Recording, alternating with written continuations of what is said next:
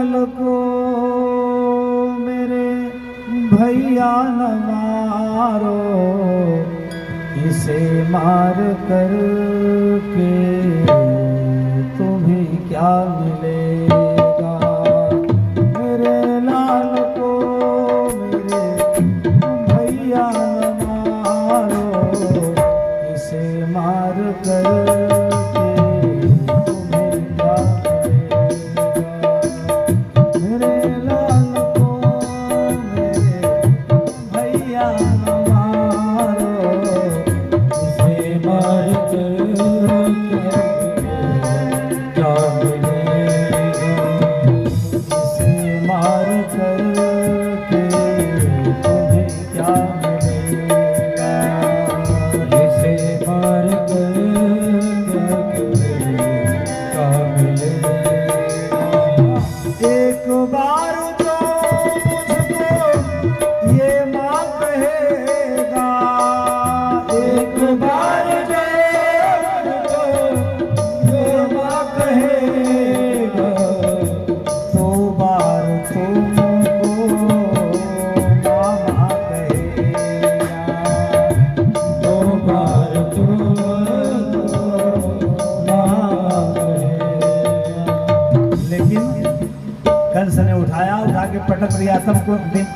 तब मैया रोती हुई कहती है, हे राखी की लाज भैया तूने न राखी, राखी की लाज भैया तूने न राखी, राखी हो गई जल कर के राखी, राखी हो भैया जल कर के राखी।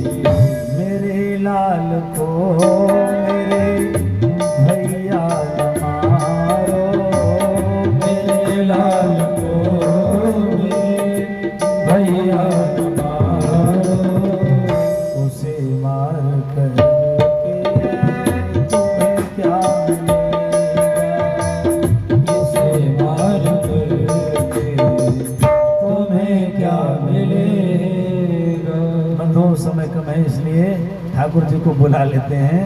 सुखदेव स्वामी कहते हैं, राजन इस प्रकार से 1 2 3 4 5 से 6 हत्याएं कर दिया महाराज। 7वां नंबर भगवान ने भेजा किसको? शेष जी को, संकर्षण जी को। और जैसे शेष जी आए तो सोई योग माया को भगवान ने कहा, जाओ इनको उठा करके माता रोहिणी के गर्भ में ठीक दो। और महाराज कंस को पता चला, गर्भ स्रवित हो गया। और अब की 8वीं बार भगवान स्वयं माता देवकी के उदर में आ रहे हैं। सारे देवता प्रार्थना करने के लिए आए। सत्यम व्रतम सत्य परम त्रिसत्य, सत्यस्य योनि निहतं च सत्यम, सत्यस्य सत्यात् तद् सत्यनेत्र, सत्यात्मतत्त्वात् शरणं प्रपन्नः। सत्य की वंदना की। अच्छा, देवताओं ने सत्य की वंदना की, बहुत गहन चर्चा है, सूक्ष्म में समझा दे रहा हूँ। देवता कह रहे हैं कि भगवान तो इन्हीं के वंश में आ रहे हैं, यदुवंश में, और सबसे ज्यादा पाप इस समय पापी यदुवंश में ही है। इसीलिए भगवान कहीं रिश्ता नाता लगाने लगे तो महाराज पापी तो कोई मरेगा नहीं। इसीलिए भगवान के आने से पहले देवता कहते हैं, प्रभु आप सत्य हो और आइएगा तो यहाँ न्याय कीजिएगा, अन्याय मत कीजिए, करवाइएगा। इसीलिए पहले से ही भगवान का सबने स्तवन किया। समय आ गया भाद्रपद का महीना,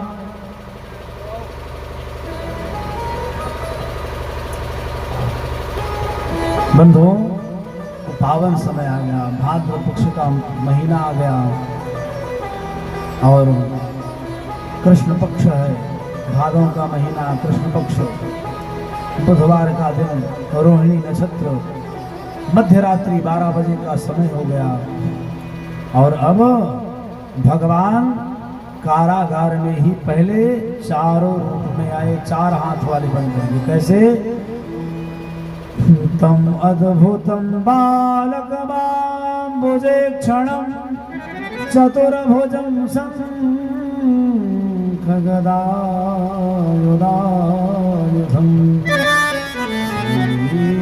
वत्सलक्ष्मं गलशोभिकौस्तुभं पीताम्बरं सान्द्रपयोदशोभगम्।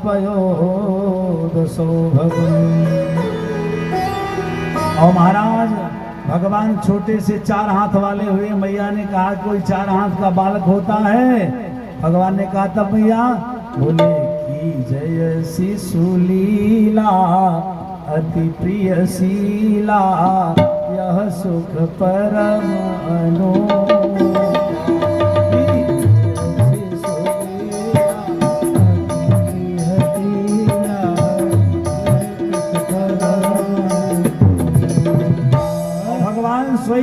छोटे से बालक बन गए। भगवान ने पहले ही बता दिया था कि पिताश्री मुझे मोह मत रखिएगा, मुझे पालने में बिठा करके सर पे बिठा करके ले जाना और नंद जी के यहाँ छोड़ देना, वहाँ मेरी योग माया प्रकट हुई है, उसको लेकर चले आना। अब की बार भगवान रोए नहीं। क्यों? रामावतार में खूब चीख करके रोए, दास दासियां बधाई लेकर के आई। भगवान क्यों नहीं रोए? मामा तलवार लेकर के चलाएगा। सुखदेव स्वामी कहते हैं राजन जैसे भगवान का जन्म हुआ सोई हथकड़िया वसुदेव जी की हथकड़ी बेड़ियां सब खुल गई, सारे पहरेदार सो गए महाराज। इसी प्रकार जब जीव के जीवन में परमात्मा का आगमन होता है तो सारी जो उसके मात्सर्य लोभ मोह माया सब दूर हो जाती है और बिल्कुल स्वच्छंद हो जाता है महाराज। और भगवान को लेकर के वसुदेव जी जाने लगे। कहाँ पर? गोकुल की तरफ। बीच में पड़ती है कालिंदी मैया यमुना मैया। यमुना मैया ने मन में विचार किया पति देवता जा रहे हैं, इनके चरणों को प्रणाम करूं। यमुना उफान पे आई। भगवान ने देखा यमुना तो मेरे पिताजी को डुबा देंगी, सोई खींच करके एक लात मारा, यमुना बाबा के चरणों में जब बहने लगी। चुपचाप जाकर के रात्रि में नंदरानी की महल में भगवान को सुला दिया और इधर कन्या को लेकर के आए।